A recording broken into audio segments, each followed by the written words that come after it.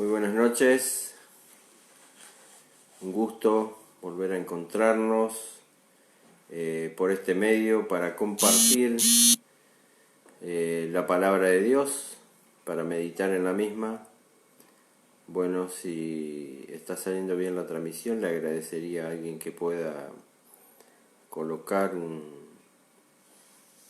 una afirmación. A ver si...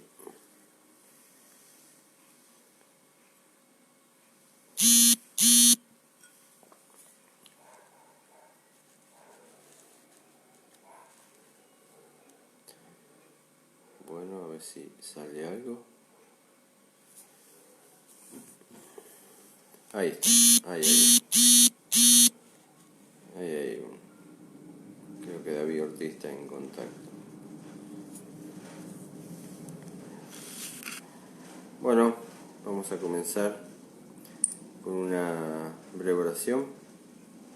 Sí, ahí está saliendo. Vamos a comenzar con una breve oración. Vamos a inclinar el rostro. Querido Padre que estás en los cielos, una vez más agradecidos por la palabra tuya que nos es revelada a través de la Biblia. Queremos pedirte que nos dirija, que nos instruya y que sean tus palabras las que en este momento sean expresadas en esta meditación. Por sobre todas las cosas, perdona nuestros pecados, nuestras faltas. En el nombre de Jesús te lo pedimos sin merecerlo. Amén. Bueno, ahí está Mari. Hola Mari, ¿cómo andás? Hola David. Linda la transmisión que pudimos presenciar hace un momento con los hermanos, con la hermana Sandra y los demás hermanos. Un cariño muy grande para todos. Nos habría gustado estar presencialmente allí. Pero bueno, en algún otro momento se dará. Como decía, quería compartir con ustedes una breve meditación. Y para comenzar, hola Laurita, la Iglesia Apostólica sufrió un importante cisma relacionado específicamente al cumplimiento de la ley ceremonial y su observancia. En el Concilio de Jerusalén, que está descrito en Hechos 15, se trató de liberar a los gentiles que se convertían al cristianismo de la observancia de todas las leyes rituales con respecto a las leyes mosaicas que estaban dadas en el Antiguo Testamento. Pero los cristianos de origen judío no estaban dispuestos a dejar de observarla, ¿no? Ignoraban que Cristo en la cruz era el cumplimiento de todos estos ritos ceremoniales. Lo que no tenían en cuenta es que pronto vendrían sobre ello o sobre el pueblo judío, ¿no? La destrucción por parte del ejército romano al mando de Tito en el 70 después de Cristo. Y toda su fe que estaba basada en el cumplimiento de estas leyes ceremoniales, lo único que iba a producir era un zarandeo en su fe, porque tanto el templo iba a ser destruido y ya no los ritos iban a desaparecer. Nosotros nos acordamos que Roma destruyó en el 70 después de Cristo Jerusalén y todo el templo y culminó con todos estos ritos, ¿no? ceremoniales. Por eso el apóstol Pablo le escribe la carta de los Hebreos. La carta de los Hebreos por su estilo retórico, difiere de muchas otras cartas del apóstol Pablo y tiene una estructura de un sermón. En esta, la carta de los Hebreos, Pablo señala grandes verdades que iban más allá de solamente lo ritual. Por ejemplo, le señala a Cristo como sumo sacerdote en el santuario celestial, le señala la sangre de Cristo como expiación por el pecado, le señala a Jesucristo como sumo sacerdote. El apóstol Pablo trataba de que ellos tengan una visión o tengan su fe basada en algo más firme, porque lo que ellos hacían hincapié en ese momento era en las leyes ceremoniales. Y como dije hace un ratito, todas estas leyes ceremoniales iban a tener su conclusión o su fin, dado que Roma en el 70 ¿no? destruyó los templos y ya no pudieron llevar a cabo todos estos rituales. Entonces, cuando eso ocurriera, la fe de ellos decaería. Pero bueno, este es el punto. El punto es que ellos se habían acostumbrado y su visión estaba muy limitada al cumplimiento de unos ritos y unas costumbres. Y no se daban cuenta que debían mirar más arriba, hablando espiritualmente, para que su fe esté basada en algo más sólido, ¿no? Al no reconocer en Cristo, en la cruz, el cumplimiento de todos estos ritos, no podían crecer espiritualmente. Bueno, este era el gran problema que existía en la iglesia apostólica, ¿no? Entre los judíos cristianos y los gentiles cristianos. La diferencia era el cumplimiento muchas veces de las leyes ceremoniales y todos los ritos, que ya había tenido su cumplimiento, ¿no? en la cruz. En Lucas, dicho esto, en Lucas 13 nosotros encontramos un pasaje muy importante. Vamos ahí a Lucas 13. Lucas 13 comienza en este mismo tiempo, cuando Jesucristo hace referencia o explica de esta manera, Lucas mejor dicho, en este mismo tiempo, es porque señala un hilo entre lo que se venía describiendo en el capítulo 12 y a continuación en el capítulo 13. O sea, el capítulo 12, para entender el capítulo 13, debemos leer el capítulo 12. No es algo que está separado, sino algo que es un tema que sigue un mismo hilo. Y en el capítulo 12 nos habla de la sinceridad y la consagración del verdadero Hijo de Dios. Y como contraposición nos habla también de la hipocresía del hijo infiel. Y termina el capítulo con una amonestación en cuanto a la interpretación de los tiempos, ¿no? ¿Por qué dice la interpretación de los tiempos? Porque decía también a la multitud: cuando veis que la nube sale del poniente, luego decís agua viene, y así sucede, y cuando sopla el viento del sur decís hará calor, y lo hace. Hipócritas, sabéis distinguir el aspecto del cielo y de la tierra, y cómo no distinguís este tiempo. Bueno, Jesucristo en más de una oportunidad había señalado, ¿no? que los juicios de Dios caerían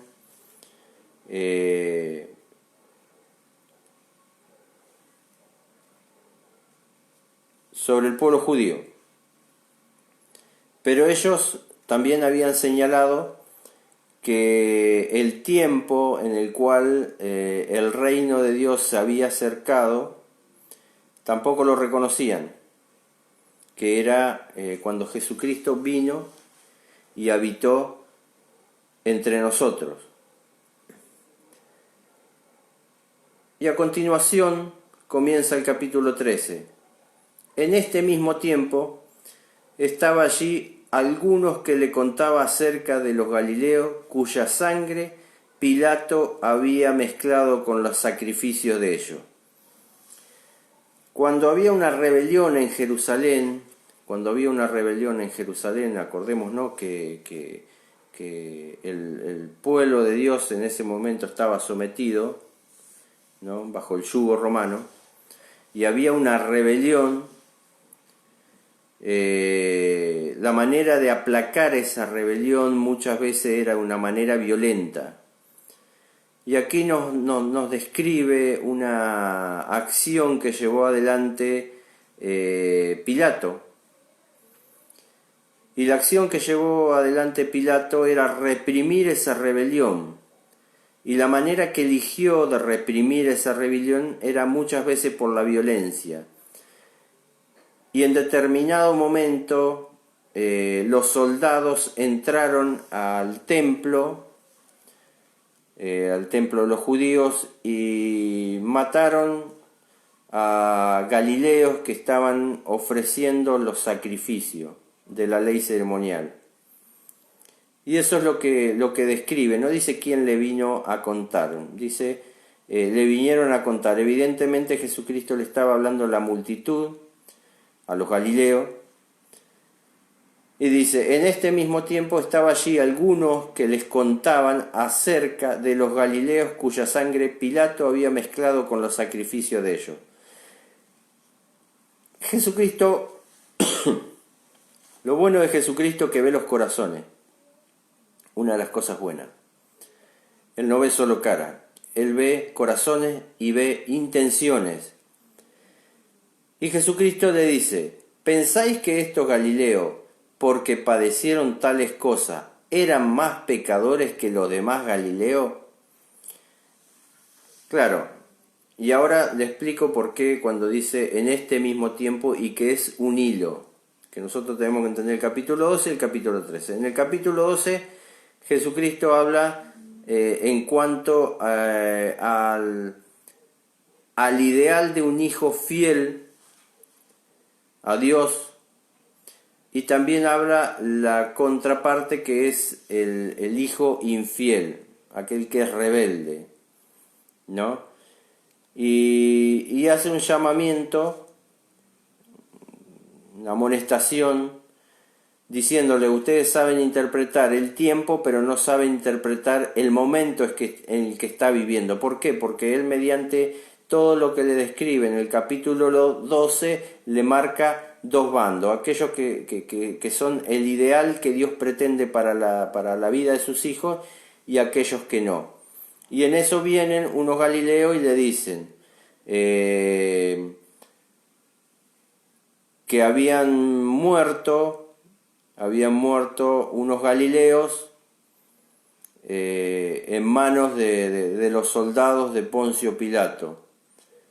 Pero dentro de ellos la intención, o lo que ellos pensaban, que esto le había ocurrido a ellos por la condición de que ellos eran pecadores, o sea, tenían algún pecado o eran culpables de algo, y por eso eran merecedores del castigo, y por eso le vino esa situación a ellos.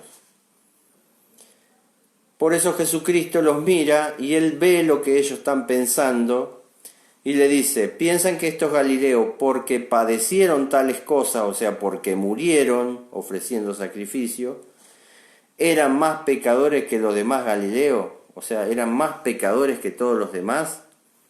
Os digo, no antes si no arrepentís, todo pereceréis igualmente. Es claro que nosotros, como seres humanos, como la raza caída, pecadores, tenemos una tendencia siempre de, cuando se señala un error, nosotros automáticamente ese error lo buscamos en los demás. Ese error lo señalamos hacia la demás persona. Por eso Jesucristo les dice, ¿ustedes piensan que le pasó eso porque eran más pecadores que ustedes? Si ustedes no se arrepienten, van a morir igual que ellos. O aquellos 18 sobre los cuales cayó la torre de Siloé y los mató, ¿pensáis que eran más culpables que todos los hombres que habitan en Jerusalén? Os digo no, antes, si no os arrepentís, todos pereceréis igualmente. Jesucristo miraba más adelante y veía que se venía una destrucción que iba a caer sobre Jerusalén, descrita en Mateo 24.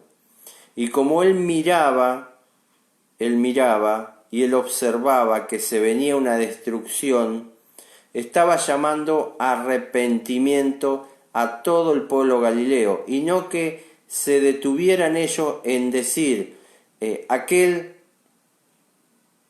era más pecador, por eso le sucedió eso, cuando en realidad todos debemos proceder o buscar el arrepentimiento y la conversión que quiere Dios que experimentemos en nuestra vida. Y por eso le pasa a describir la parábola como siguiente. Dice, la parábola de la higuera estéril. Dijo también esta parábola, está relacionado con todo lo que venía diciendo. Dijo también esta parábola. Un hombre tenía una higuera plantada en su viña y vino a buscar fruto en ella y no la halló.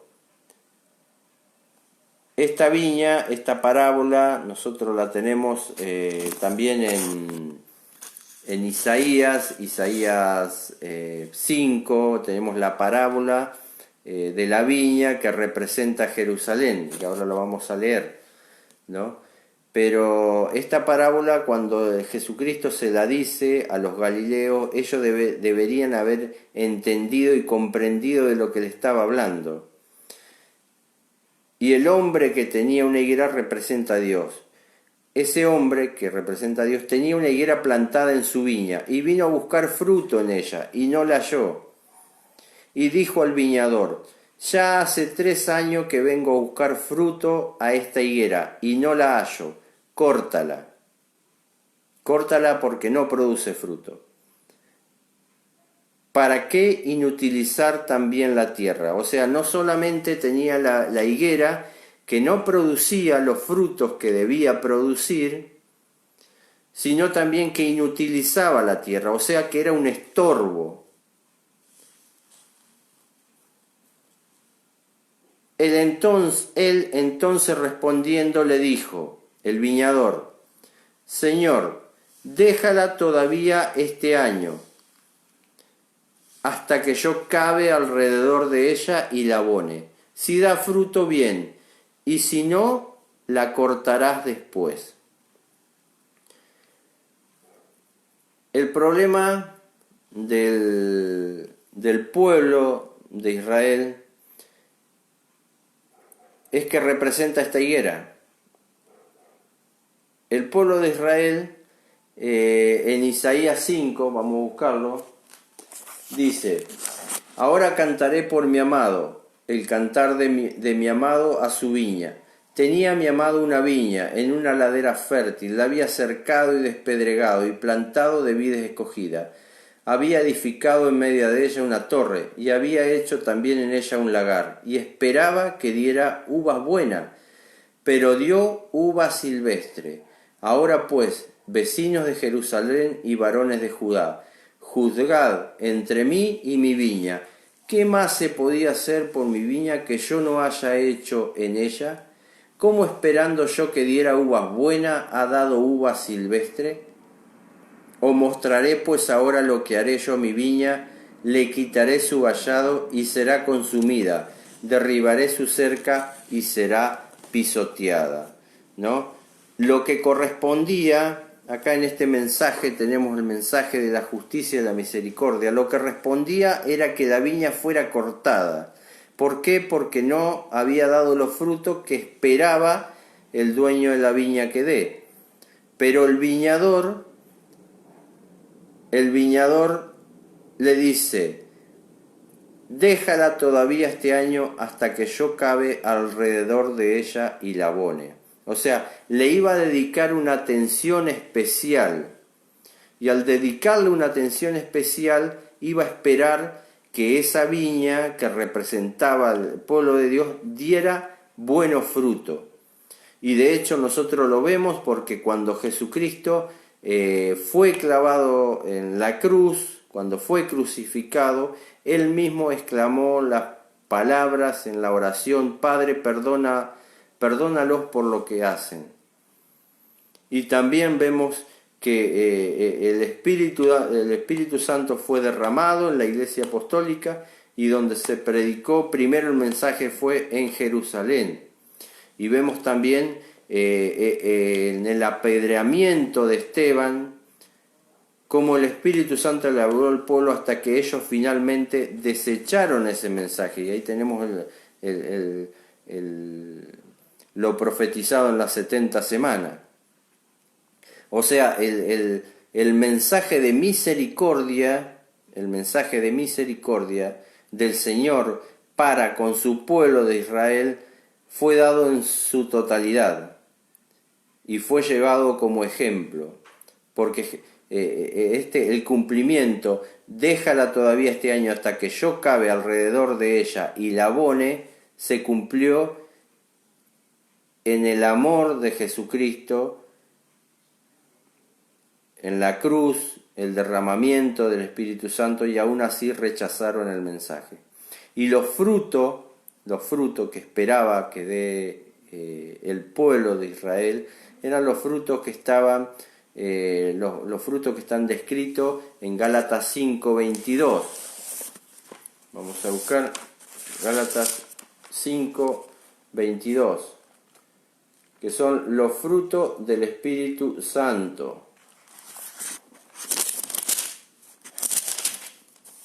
5:22. Pero el fruto del Espíritu es amor, gozo, paz, paciencia, benignidad, bondad, fe, mansedumbre, templanza. Contra tales cosas no hay ley. Pero los que son de Cristo han crucificado la carne con su pasión y su deseo. Si vivimos por el Espíritu, andemos también por el Espíritu.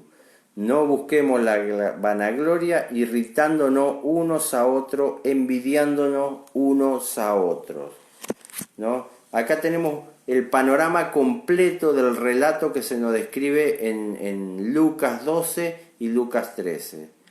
En Lucas 12 nos habla del siervo fiel y del siervo infiel, y Jesucristo hace un llamamiento a que sepan describir el momento que está ocurriendo delante de ellos. Y en ese momento que está relatando todo eso, vienen y le cuentan que murieron unos galileos en manos de Poncio Pilato, y esos galileos están ofreciendo sacrificio, pero ellos en su corazón decían que, o consideraban que esto lo que le había pasado a ellos era porque eran más pecadores que ellos. Y Jesucristo le hace una advertencia: no piensen así, porque si ustedes no proceden al arrepentimiento, van a morir igual que ellos. Lo que había acontecido delante de ellos era una demostración, eran señales que debían producir en ellos el deseo, ¿no?, de un verdadero reavivamiento en su vida, como lo mismo está ocurriendo hoy.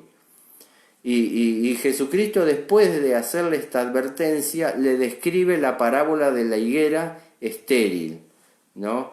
Que la higuera eran ellos, y los verdaderos frutos no se revelaban. Ellos tenían un espíritu de considerarse que uno era mejor que otro, de señalar a los hermanos que a aquel le pasó esto porque era más pecador que yo, etcétera, etcétera, que no difiere mucho de la realidad de hoy en día. Pero Jesucristo, al igual que en esa época, hoy en día espera que nosotros demos buenos frutos. Y esos frutos que nosotros debemos dar hoy no es cuántos sermones puedo predicar yo, no es cuántos estudios bíblicos puedo predicar yo. Eso es consecuencia. El verdadero fruto que debe aparecer en mi vida son los frutos del Espíritu, ¿no? Segunda de Corintios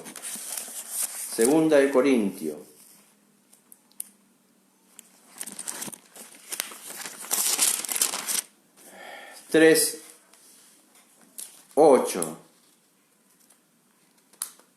No, segunda de Corintios 18.